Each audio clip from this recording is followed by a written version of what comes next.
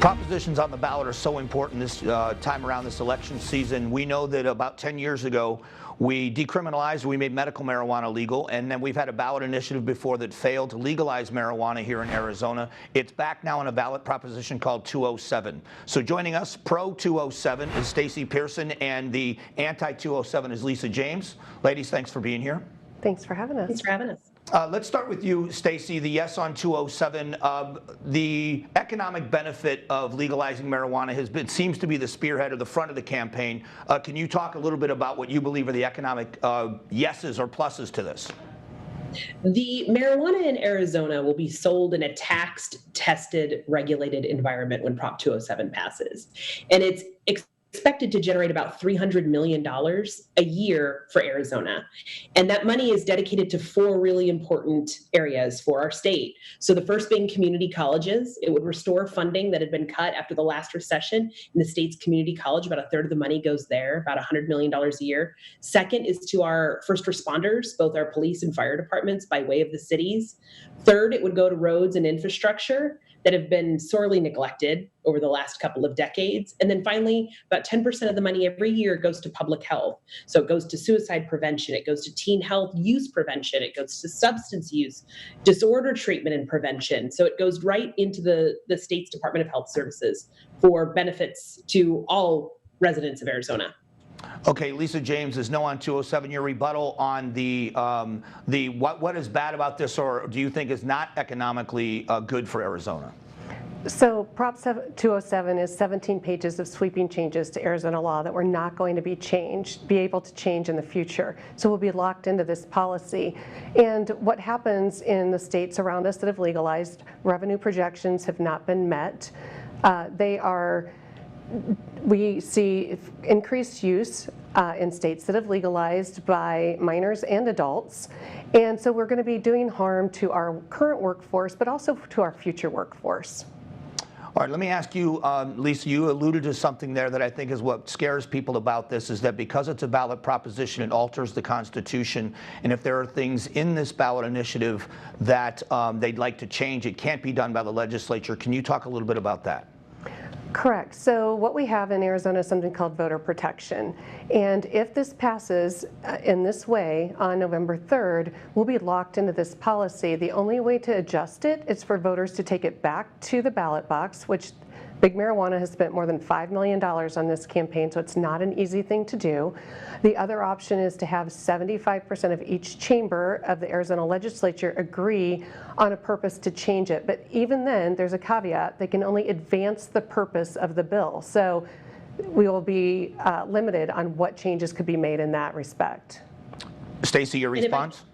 If I could interject there, first I want to clarify, this isn't a constitutional initiative. So this is a simple ballot initiative, and it doesn't take 75% of either chamber. It takes 2/3, or it could take a simple majority. If the legislature wants to change this, they can refer it to voters with a simple 50+1. And this is something that voters want. Voters voted for the Protection Act that Lisa just referenced because they don't want the legislature fiddling with decisions that they make. We knew that there were issues in 2016's proposition. We fixed those issues for 2020, and that voters are going to have a say, and the legislature would have to follow suit.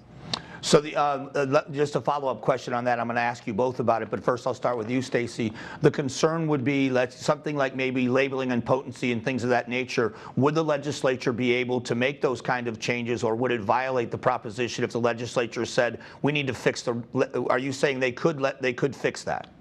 Definitely. And we have broad rulemaking authority embedded in the Department of Health Services, which has successfully oversaw the medical program for the last decade. So Department of Health Services has broad authority on labeling, testing, requirements of that nature. And what we require in here that products be labeled. We defer to DHS how they be labeled.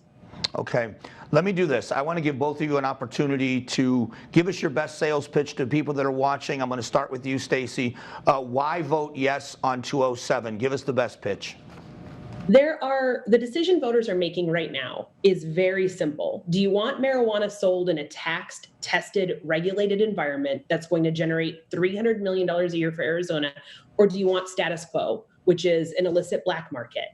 And it really comes down to that. We're not asking folks to use marijuana. We're not advocating for the benefits of a Friday night with an edible. What we're saying is, do you want it sold in the stores or do you want it sold in the black market? And ultimately, we know that voters are on our side on this one. Okay, Lisa James, you are no on 207. Give us your best pitch on no. So it's very important to understand that this is 17 pages written by, funded by, and that will benefit the marijuana industry, not the taxpayers and citizens of Arizona. It will lead to increased use by our kids. It will do damage to our workforce, and it will put us in more danger on the roads as it takes away the one standard that is out there with the DUI for marijuana. There is no roadside test for marijuana, and we won't be able to do anything about that. That's why people like the Chamber of Commerce, the Arizona Troopers, the Arizona Medical Association, our governor, various parents, doctors, professionals are opposing Prop 207. I'm here as a volunteer because I believe passionately in this. The other side is well-funded. We are a David versus Goliath, and we ask the voters to really look at these 17 pages, know exactly what you're voting on because you're going to live with it for the foreseeable future.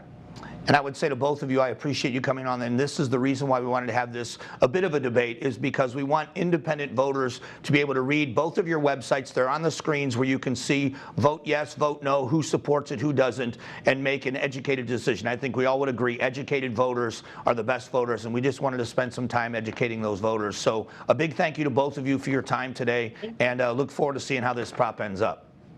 Thank you, Mike. Thank you so much.